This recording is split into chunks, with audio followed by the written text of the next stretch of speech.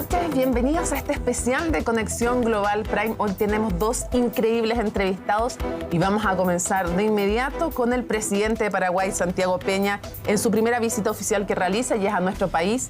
Muchas gracias, presidente, por acompañarnos. Muchas gracias, Mónica. Muy contento, feliz de estar en Santiago de Chile y contento de compartir contigo. El presidente más joven de la historia democrática, pero se reunió con Boric.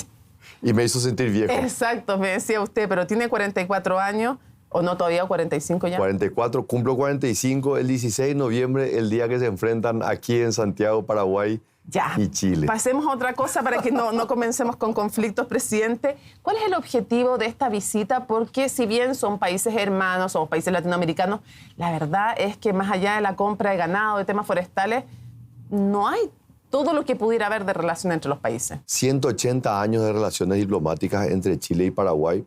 Después de los países del Mercosur, Paraguay es miembro del Mercosur, tiene mucha interacción económica, política, cultural con Argentina y Brasil, pero el siguiente país de mayor relevancia es Chile.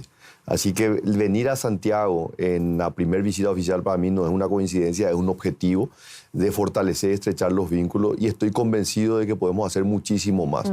Paraguay se está convirtiendo en el eje central de la integración sudamericana con el corredor bioceánico. Este es un corredor que se pensó ya hace más de 10 años y esto va a conectar el Pacífico con el Atlántico y el camino más cerca pasa por Paraguay para que esa gran producción que hoy se está generando en Brasil, que es más mediterráneo que Paraguay, esa zona de Mato Grosso do Sul, pueda llegar a los puertos del norte de Chile y eso va a ser un cambio trascendental para toda la región, obviamente también para Paraguay y para Chile. Y así se entiende también las reuniones entonces que usted va a sostener con autoridades del norte de nuestro país. Así mismo, por esa razón estamos también trabajando con las autoridades locales porque esto ya es una realidad, estamos trabajando ya en la concreción, faltan un poco más de 2 años para terminar las obras, un puente, una avenida muy importante, una autopista muy importante, pero esto va a revolucionar el comercio regional y va a consolidar una región del mundo que es la que domina la producción de proteína animal a nivel mundial. Así que creo que esto son buenísimas noticias para todos nuestros países. Pero también hay un tema que no es menor, que es la juventud que compartimos con Gabriel. Y como yo le decía, en los papeles es muy fácil tratar de catalogarnos o encasillarnos en presidentes de izquierda o de derecha. Es que lo son. Están en dos polos distintos ideológicamente y por eso quiero preguntarle cómo ve el liderazgo del presidente Gabriel Boric y cómo se articula la relación que es una relación de Estado más allá de que ustedes tengan posturas, pero las tienen ideológicamente distintas. Y vos sabés que en 2 conversaciones que ya hemos tenido, por el primer encuentro fue en Nueva York, el segundo acá, y tuvimos una oportunidad de estar a solas conversando. Hablamos mucho del contexto mundial, regional, hablamos del rol de la política. Él con más años, inclusive siendo más joven, tiene más experiencia que yo. Yo me involucré en la política partidaria hace solo algunos años, pero realmente encontramos muchísimas similitudes. Yo tengo una posición crítica, más allá que creo en las economías de mercado, soy economista por formación, pero también soy muy crítico de que los mercados fallan y que el rol del Estado es fundamental. Y ahí encontramos muchísimas coincidencias, así que yo no dudo del liderazgo. Chile es una potencia no solamente a nivel regional, sino a nivel mundial y que él ejerza la presidencia, creo que es una gran oportunidad para América Latina y para mí como presidente de Paraguay de encontrar esos puntos de coincidencia, no enfocarme en cuáles pueden ser las diferencias que podemos tener, sino cuáles son las coincidencias. ¿Y cuáles serían, eso sí, más allá de lo que usted menciona, ideológicamente, tal vez sus aliados naturales en Chile? ¿Cómo ve, por ejemplo, el liderazgo de 2 personas que serían probablemente más cercanas a usted ideológicamente, como Evelyn Matei y José Antonio Kast? ¿Cómo ve esos liderazgos? Mira, yo tengo una relación muy fluida con todo el espectro político de Chile. La semana pasada hubo un evento continental en Asunción, la Unión de Partidos Latinoamericanos, que aglutina a 29 partidos de centro y centro-derecha. Estuvieron en Asunción, estuve hablando con ellos.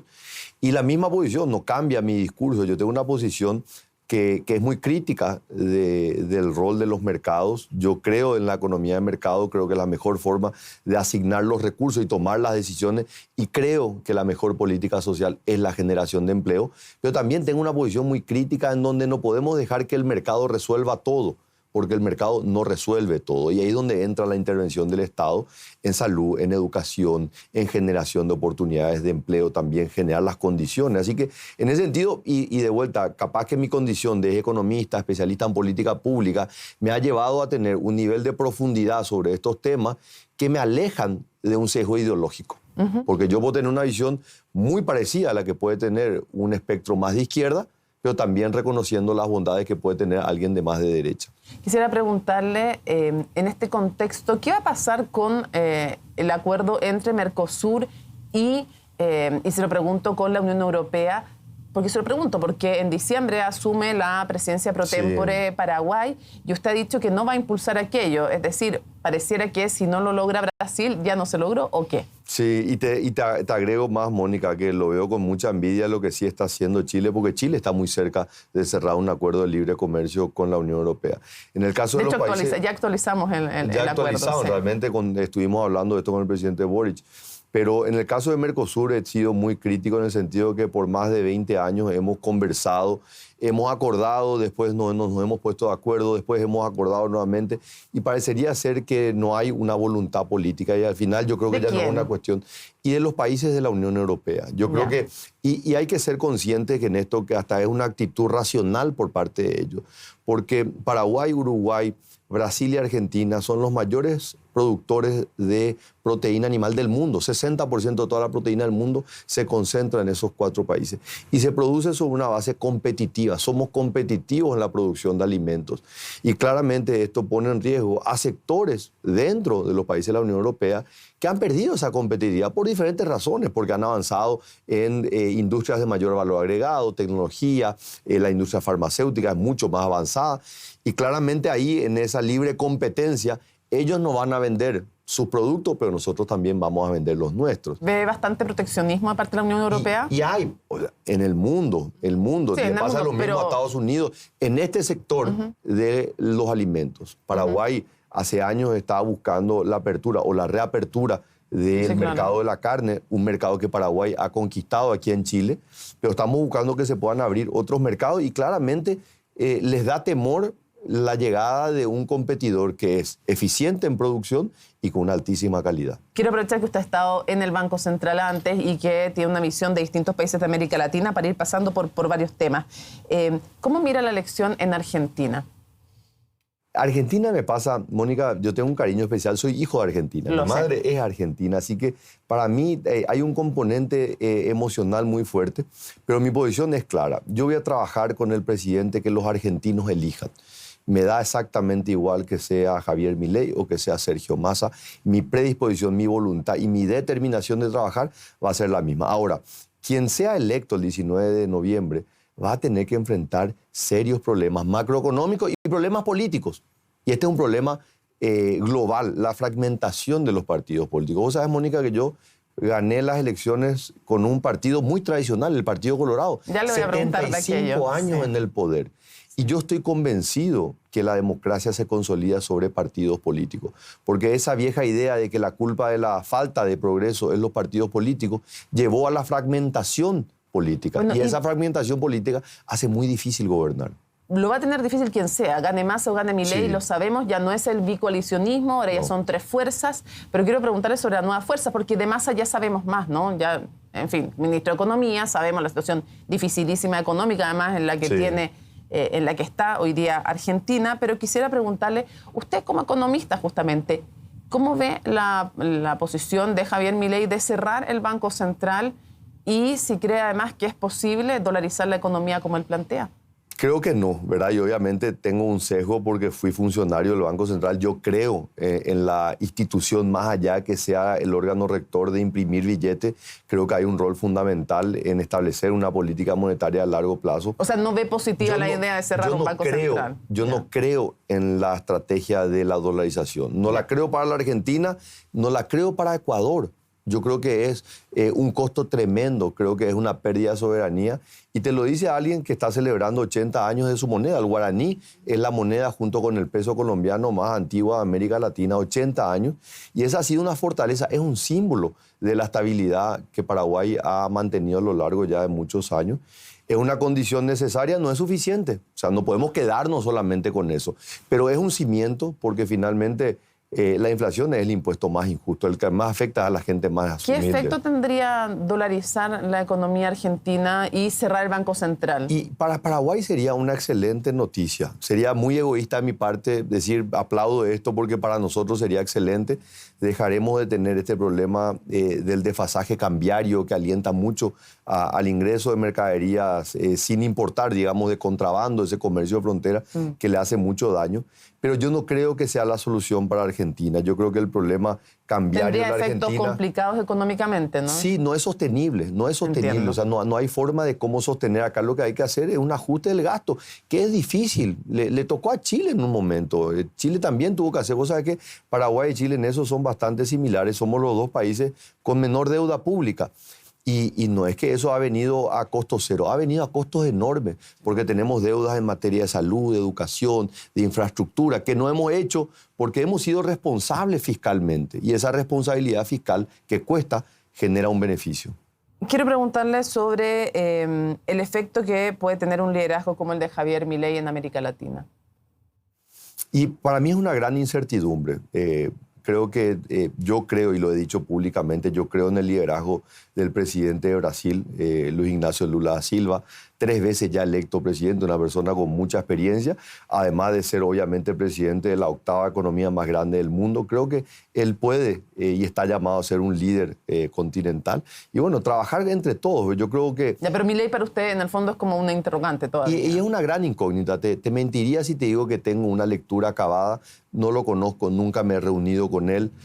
Claramente. ¿Tiene alguna aprensión respecto de su forma de ejercer liderazgo? Y yo competí en el Paraguay contra los populismos y los extremos. Yo realmente no me siento cómodo en el populismo, en los extremos. Hay gente que sí, yo no. Yo me ¿Lo siento, ve como en ese sector a Milei? Yo lo identifico a él como una persona bastante extremista en sus decisiones, en sus determinaciones, que obviamente hay un electorado que quiere eso, que está cansado. Nosotros en Paraguay, yo competí contra Paraguayo Cuba, que también tenía ese mismo perfil, ¿verdad? Y sacó 20% de los votos, Mónica. Bueno, pero esto nos lleva también a la insatisfacción de los ciudadanos, de la cual espero que alcancemos a hablar en un ratito más, con la democracia y con una democracia que no soluciona temas que debiera solucionar, como la pobreza, como la corrupción y otros. Pero antes quiero pasar por Venezuela brevemente y preguntarle, para usted hoy día, ¿Venezuela es una dictadura? Sí.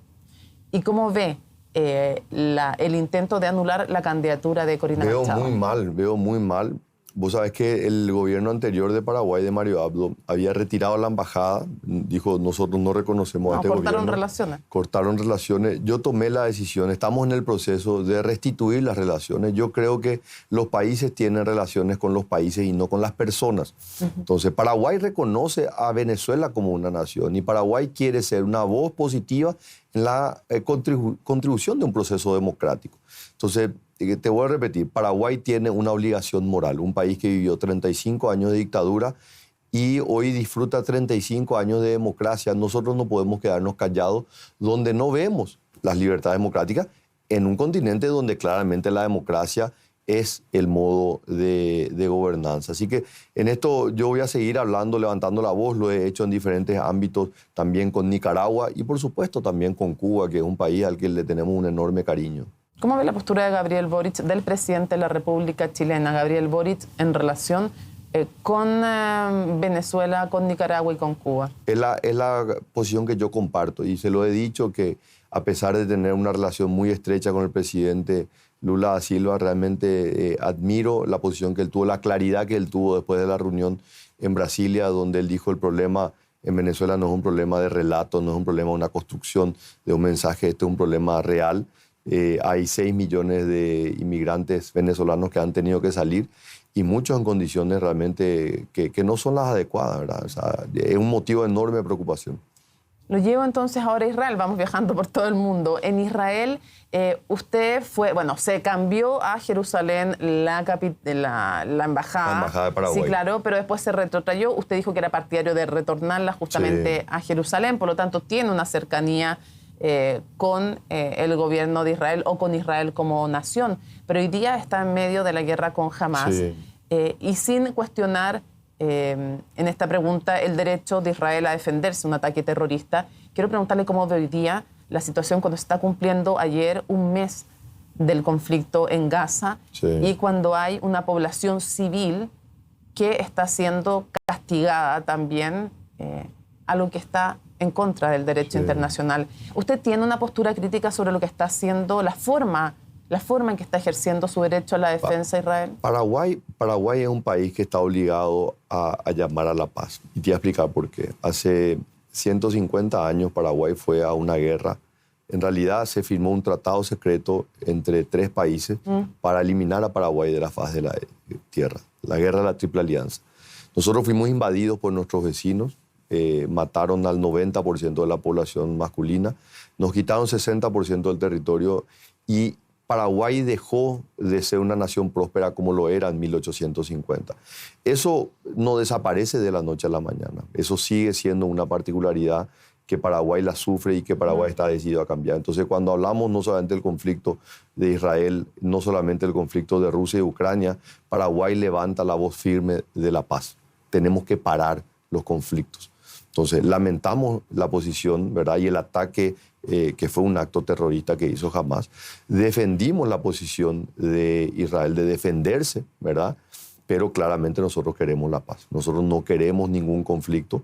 ¿Usted tiene una visión crítica de lo que está sucediendo hoy día con la población civil de Gaza? Yo tengo una posición crítica contra cualquiera que atente contra la paz, pero no voy a negar que Paraguay tiene una cercanía histórica con Israel. Paraguay fue el voto decisivo para la creación del Estado de Israel en las Naciones Unidas.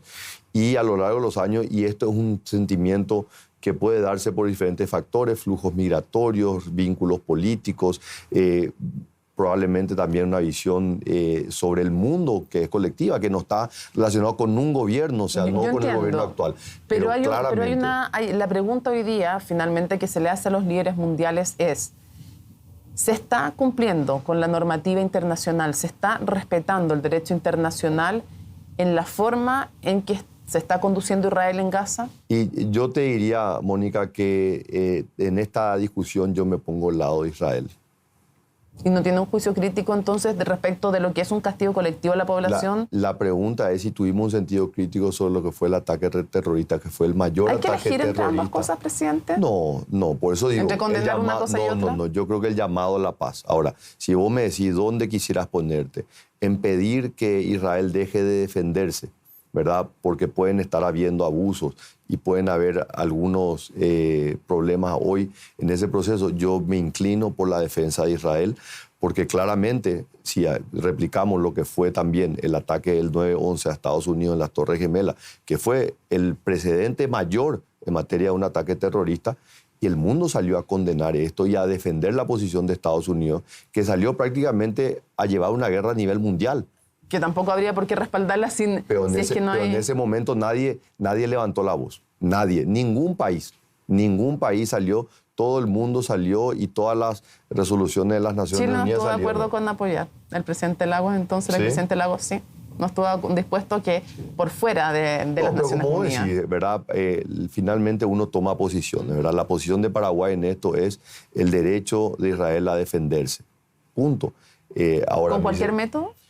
Y yo creo que una nación que estuvo siendo atacada, la forma que fue atacada, yo creo que ellos tienen que utilizar todas las herramientas que están a su alcance para defenderse, ¿verdad? Lamento muchísimo el conflicto, pido la paz, pero reivindico el derecho a la defensa de ellos.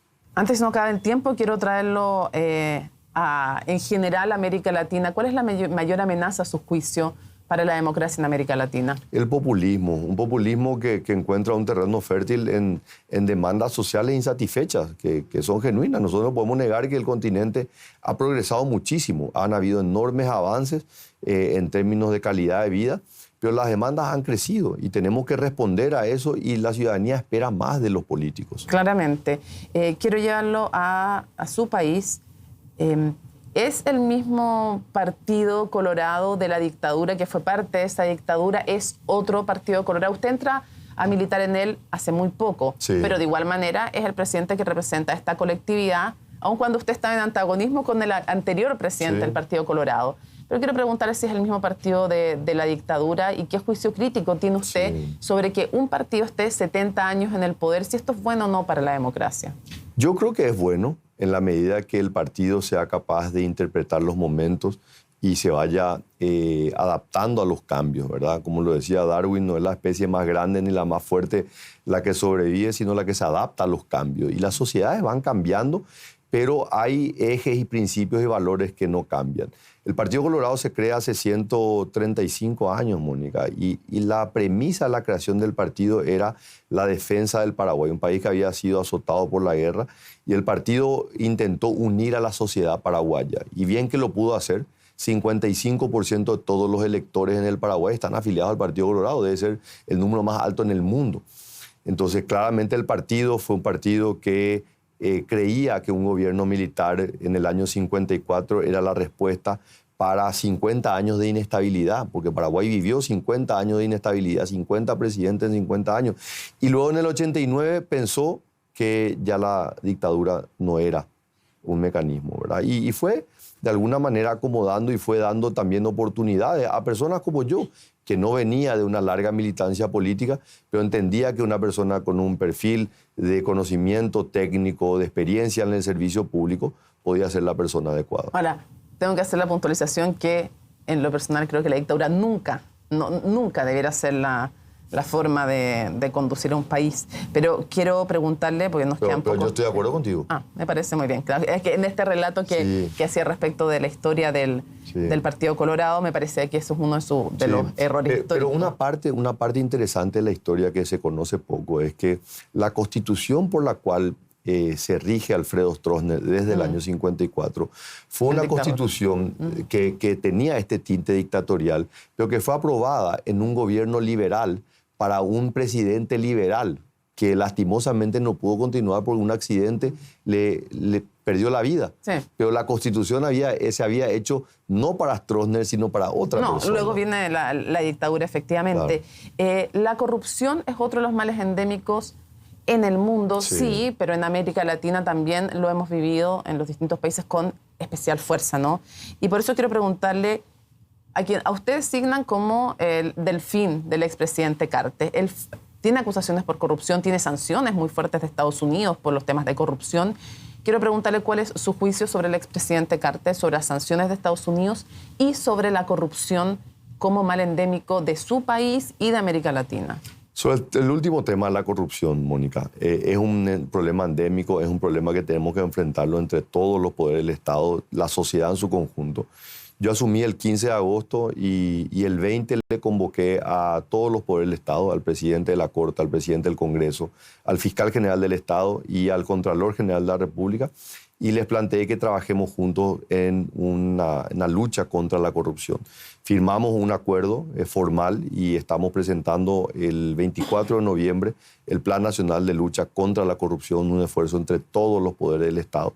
Y estoy convencido que hay una brecha muy grande entre la percepción y la realidad. Paraguay tiene que mejorar en varios ámbitos, pero se ha instalado una percepción de que Paraguay es un país corrupto, que Paraguay es un país atrasado.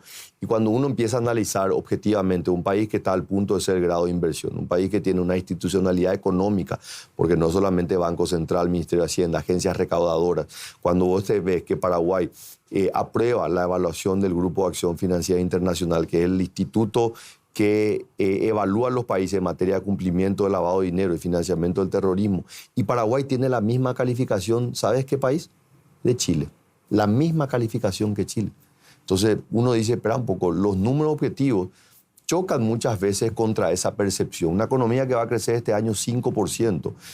Dice, pero no dejemos pendiente la otra parte del expresidente la parte de la corrupción. Entonces, sí, yo creo que Paraguay tiene que hacer un mejor trabajo en cómo enfrenta la corrupción y cómo muestra también los avances.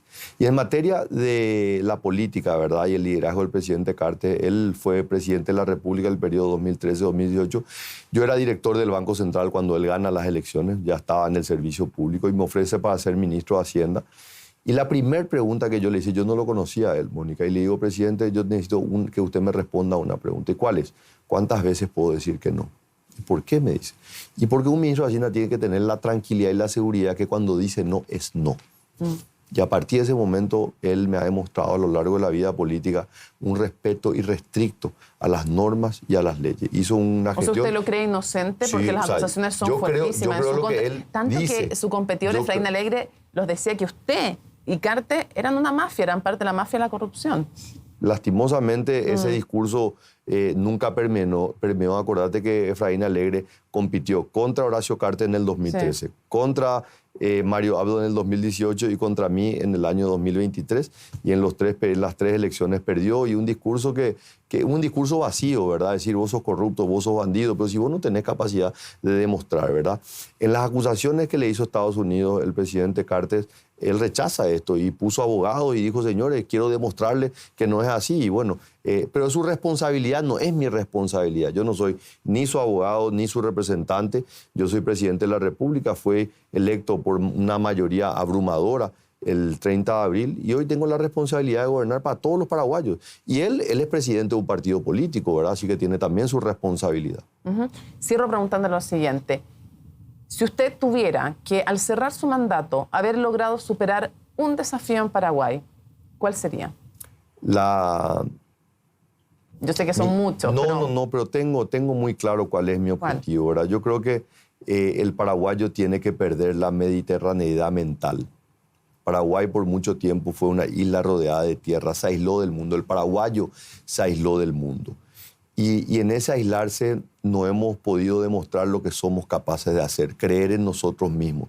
Yo estoy convencido que el Paraguay es un país que tiene un destino de grandeza. El Paraguay ya fue una nación próspera y esa prosperidad se consiguió gracias al capital humano, a la gente, a la educación que se le dio en la década de 1850 con ese gran gobierno que tuvo Paraguay con Carlos Antonio López. Lastimosamente, la guerra de 1860 desvió ese proceso de desarrollo que hoy estamos determinados y decididos a reencauzarlo. Entonces, mi objetivo es demostrarle a los paraguayos que creamos en nosotros mismos y que podamos dejar no esa mediterraneidad física que es difícil de cambiarla, un país sin litoral marítimo, sino la mediterraneidad mental. Presidente, muchísimas gracias por habernos acompañado en CNN Chile. Muchas gracias, Mónica. Y ustedes sigan en nuestra compañía porque vamos a una pausa y al regreso vamos a estar con otro interesante entrevistado, el subsecretario de Estados Unidos para el Comercio y la Energía.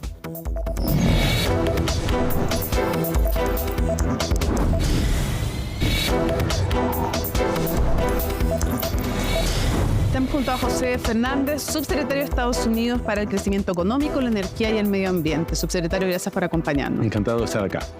Se va a comenzar preguntándole por lo que lo convoca y cuál es el principal cambio que ha habido a su juicio en la agenda de Estados Unidos respecto al cambio climático con la administración del presidente Biden. Bueno, hemos hecho un compromiso muy importante. De hecho, el compromiso que probablemente es el compromiso más grande en términos económicos que se ha hecho a nivel mundial. Hemos dedicado 370.000 millones de dólares para promover las tecnologías verdes, ya sea para baterías de carros, para energía eólica, para hidrógeno verde, para todo que nos permita llegar a la meta que tenemos que cumplir, que es la meta de llegar a un cero neto para el año 2050. Y es un compromiso por parte del presidente Biden que hasta ahora, un año después que se promulgó, estamos teniendo resultados. Estados Unidos está recibiendo mucha inversión, no solamente con lo que estamos gastando como gobierno, sino del sector privado, en todas estas tecnologías de energía verde que creo que van a tener gran resultado y pensamos que va a beneficiar no solamente a Estados Unidos, sino a todo el mundo, porque el problema que tenemos es un problema que tenemos que abordar todos conjuntamente. Sin embargo, el gobierno anterior, durante el gobierno del expresidente Donald Trump, decía que el cambio climático no existía, que era una invención. ¿Cómo se logra que las políticas entonces sean de Estado y no cambien de un gobierno a otro? Sobre todo porque el próximo gobierno puede ser o del mismo signo político o distinto. Podría llegar, por ejemplo, nuevamente Donald Trump. ¿Cómo se logra que haya una continuidad?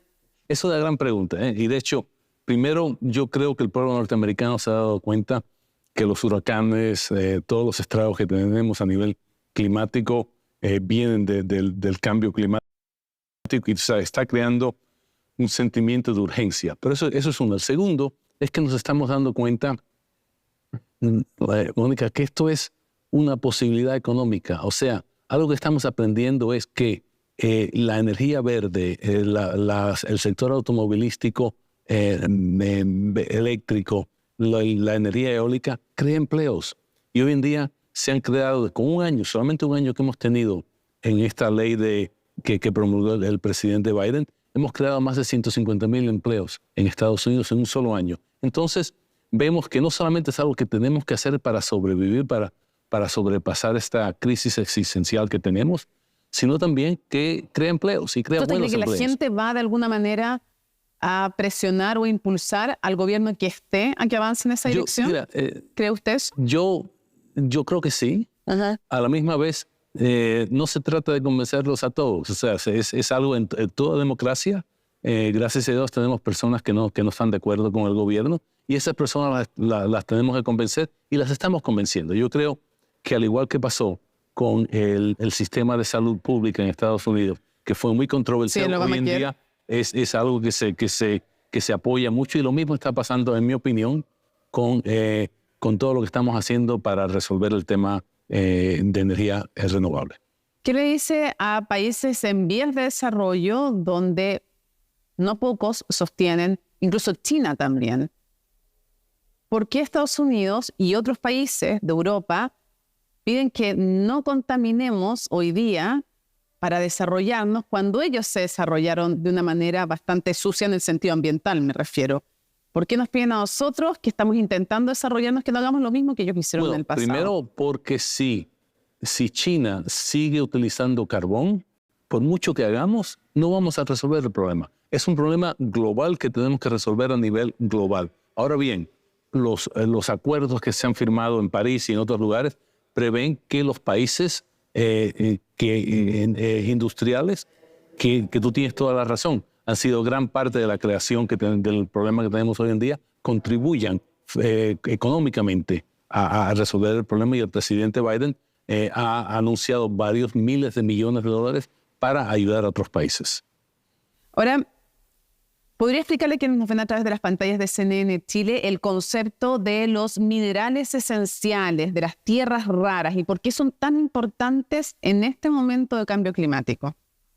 Son fundamentales, y son fundamentales porque para llegar a las metas que tenemos vamos a tener que, por ejemplo, tener 42 veces el litio que usamos hoy, de aquí al 2050. Hoy en día, en los últimos 5 años, Mónica, estamos usando el triple del litio que estábamos usando hace 5 años. Estamos usando casi el doble del manganeso. Entonces, tenemos que buscar y encontrar estos minerales para llegar a nuestras metas de cambio climático, si no vamos a sufrir todos. Ahora bien, esto también es una gran oportunidad para países como Chile y otros países, no solamente en la región, sino en otras partes del mundo, para utilizar estos materiales para mejorar la condición de sus poblaciones. Y es algo que sé que me vas a preguntar, que en algunos casos no se ha hecho. Sí. Y entonces, pero sí hay buenos ejemplos. ¿Y qué es lo que tenemos que hacer? Y es lo que estamos tratando de hacer nosotros. Estamos tratando de incentivar a que la minoría se haga de una manera responsable. Hemos visto cómo se hace bien, las comunidades lo apoyan. Y es lo que queremos seguir yendo adelante. Minería responsable, sustentable, parece bien, pero no parece necesariamente suficiente porque son recursos que se agotan. Y por lo tanto, uno se pregunta qué hay, qué obtiene Chile si entrega estos recursos.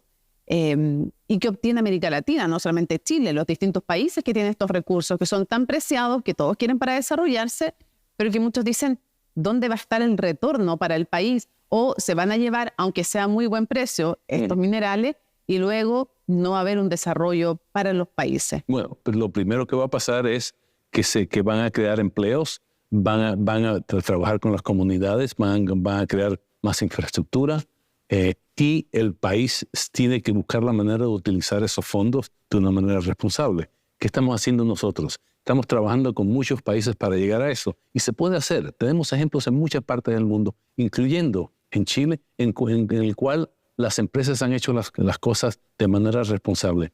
¿Qué es lo que pasa? En otras ocasiones así no ha sido, no lo hemos visto. Hay países, hay empresas que traen a sus propios empleados, que dejan desperdicios, y entonces eso es algo que tenemos que buscar la manera de parar.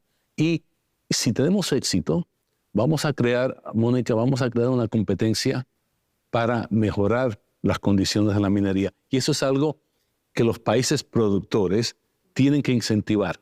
Ahora, probablemente en sus casas quienes nos ven están pensando, ¿y qué pasa con la transferencia tecnológica para que no sean solamente materias primas y como ya se hace, por ejemplo, respecto del litio, también haya valor agregado y desarrollo en el fondo para cuando ya no haya el mineral, que haya otro tipo de tecnología en el país? Es fundamental. ¿Hay un compromiso de Estados Unidos de transferir tecnología? Es fundamental transferir la tecnología y es algo que nosotros estamos promoviendo a través de una sociedad que hemos creado con 13 países y la Unión Europea, porque todos los países productores, Mónica, nos dicen lo mismo. No queremos ser simplemente un país de extracción.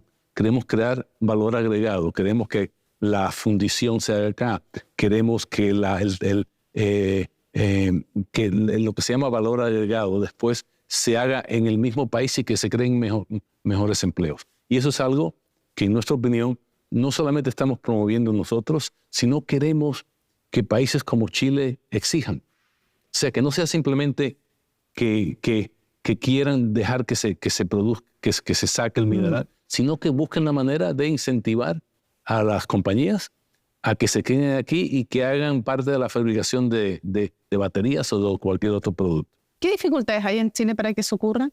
¿O qué obstáculos hay en Chile todavía para que eso ocurra? Creo que no hay. Me estoy pensando desde capital humano hasta cómo ven ustedes el tema de los impuestos en Chile, hasta la regulación, la estabilidad. Chile tiene gran capital humano, ¿eh? O sea, Chile tiene una tradición minera de más de 100 años. Sí. Y eso es algo que no se crea de un día al otro, ¿eh? O sea que tienes el capital personal. ¿Qué es lo que hay que hacer? Bueno, hay que buscar la manera, en lo que nos dicen nuestras empresas, de agilizar los permisos. Y eso es algo que nos lo dicen no solamente en Chile, sino lo dicen en Estados Unidos. En muchas partes del mundo nos piden que se agilicen los permisos. ¿Por qué? Porque crear una mina hay veces que te toma 10 años y no tenemos 10 años para esperar. Si esperamos 10 años para empezar a producir a más automóviles con baterías eléctricas, vamos a haber perdido esta carrera existencial que tenemos contra el cambio climático. ¿Cuáles son los países en América Latina que diría usted son los que tienen más o mejores oportunidades respecto de este ambiente para hacer negocios, pero además de que tengan el mineral que se necesita, digamos? Por ejemplo, América Latina tiene casi el 60% del litio que se va a necesitar. Gran parte está aquí. Y el 48%, 38% del cobre y 2 tercios se está hablando de litio nada más. El cobre, el 40% del cobre que se produce en el mundo hoy en día viene de esta región. Tienes Argentina, Bolivia, Perú, Chile, México también tiene. Estoy pensando en los competidores. Litio. Entonces, ¿cómo? Estoy pensando en los competidores de Chile. Bueno, entonces ahí tienes una gran oportunidad y creo que se puede hacer bien. O sea, tienes el apetito por parte del sector privado de invertir en esto y a la misma vez tienes la necesidad y tienes la oportunidad de crear y tienes la mano de obra en este país para beneficiarte de la minería.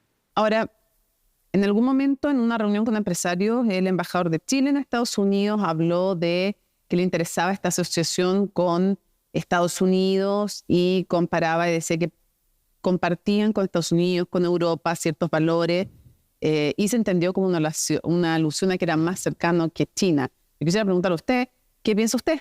¿Por qué Estados Unidos podría ser un mejor socio que China?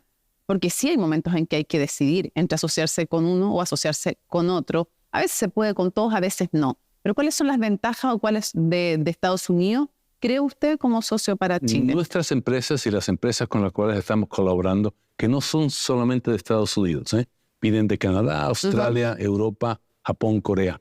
Lo que le exigimos es que se adhieran a los estándares más altos desde el punto de vista ambiental, de transparencia, quiere decir corrupción, trabajo, colaboración con comunidades. Es algo que no solamente lo exigimos, sino lo hemos publicado para que se sepa en blanco y negro exactamente cuál es lo que pedimos. Entonces, si tenemos éxito en eso, y hasta ahora lo estamos teniendo porque los países lo que quieren es dos cosas que tú me has preguntado.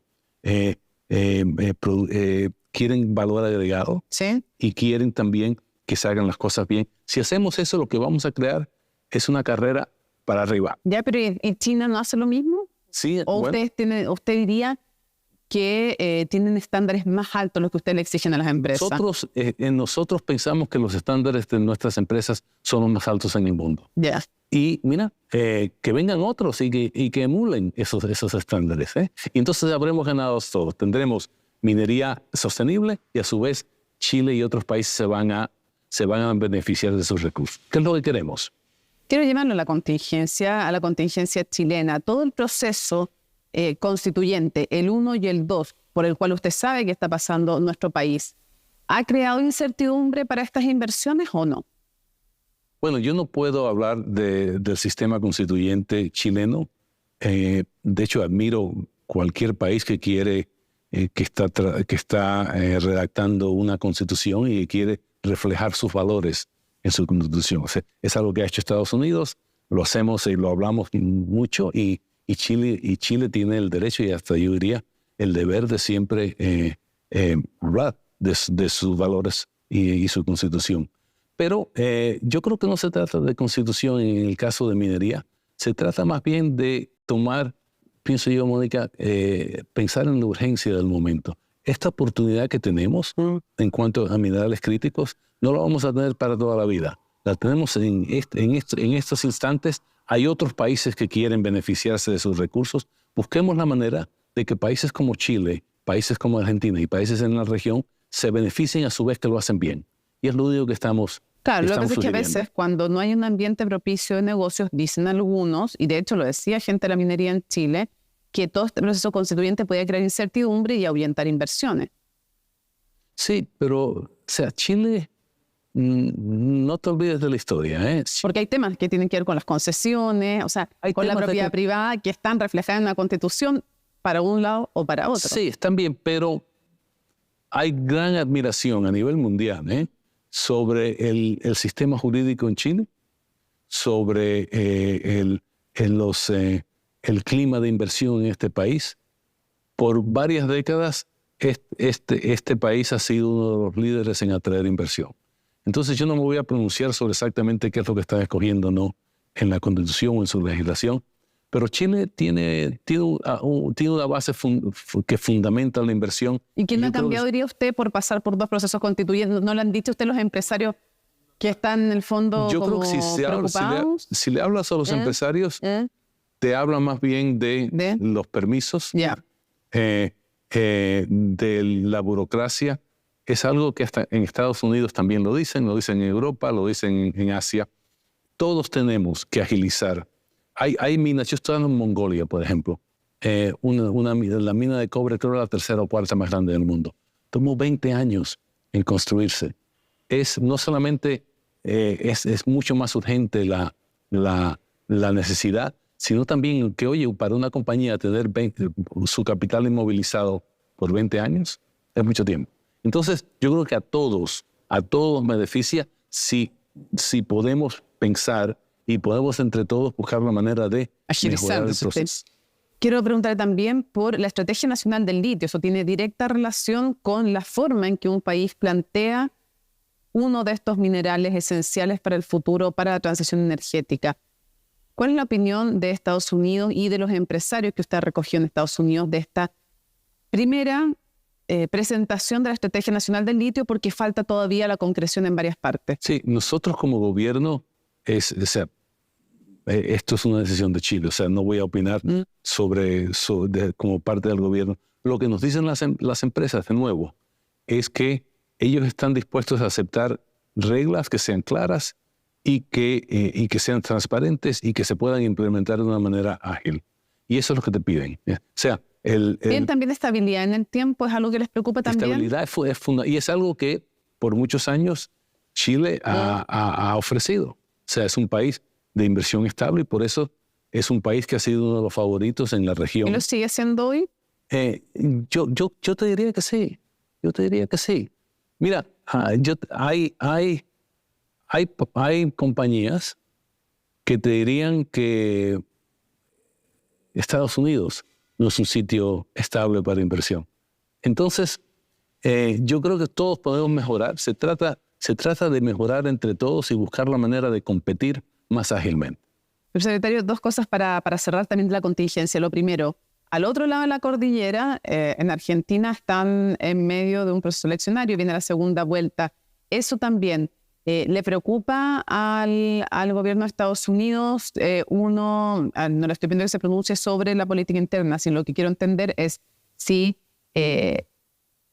hay preocupación, están mirando con atención lo que ocurra el 19 de noviembre en Argentina desde la misma perspectiva que estamos conversando. El ambiente, negocio, la estabilidad. ¿Cuál es la postura de Estados Unidos? Y también, ¿cuál es la que usted recaba como subsecretario que tiene que ver con la promoción de la economía y del comercio sobre lo que está pasando en Argentina? Sobre el tema energético, yo te diría que hemos tenido muy buenas relaciones con las provincias. Hay 3 provincias en la Argentina que tienen litio. No solamente hemos tenido muy buenas relaciones, los hemos invitado en varias ocasiones a Estados Unidos, sino que tuvimos un seminario para inversionistas en este grupo de 14 gobiernos, que tuvimos más de 100 compañías. Y le invitamos tanto al Ministerio de Minas en Argentina y también a los gobernadores de las 3 provincias que vinieran a hablar y a detallar los planes que tienen para explotar el litio. Es algo que lo hicieron.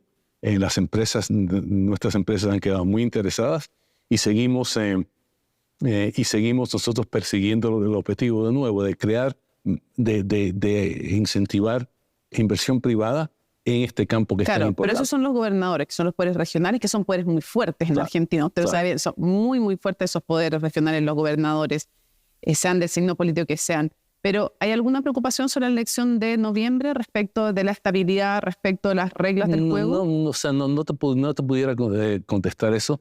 Yo creo que se reconoce en todos los campos políticos, ya sea derecha, izquierda, del centro, que estamos en un momento muy oportuno, un momento que no se puede desperdiciar, un momento en que si se hacen las cosas bien, los minerales críticos pueden beneficiar a los países, a su población y al crecimiento económico. Cierro preguntándole algo que sé que no es de su área, sé que usted no tiene injerencia, pero es imposible estar frente a una autoridad de alto rango de Estados Unidos y no preguntarle cómo ve usted como miembro del gobierno, pero cómo ve usted también como ciudadano lo que está ocurriendo en la Franja de Gaza y cómo intentar que no siga sufriendo la población civil, entendiendo el derecho a la defensa que tiene Israel. No estoy poniendo eso en cuestión, pero también los castigos colectivos o los ataques que sufre una población civil son penados internacionalmente por el derecho internacional. ¿Cómo se logra que ese drama humano que se está viviendo en la Franja de Gaza se detenga? ¿Qué espera usted como ciudadano, Mónica, no solo como miembro del gobierno? Es una pregunta sumamente importante. Lo único que te puedo decir desde mi punto de vista es que hay que evitar que la tragedia se expanda. Las vidas de un palestino son tan importantes como la vida de un israelí. Es una tragedia y lo que estamos tratando de hacer es crear la oportunidad de que se aminore la tragedia que estamos viviendo. No te puedo, es algo que todos queremos ver cómo se apacigua, ¿no? Pero es un problema sumamente importante y es algo que yo sé que el secretario Blinken ha estado las últimas semanas, se la ha pasado en el Medio Oriente, yendo de país en país, a ver si podemos buscar una manera de mejorar esta situación. Secretario, gracias por acompañarnos a CNN Chile. Gracias.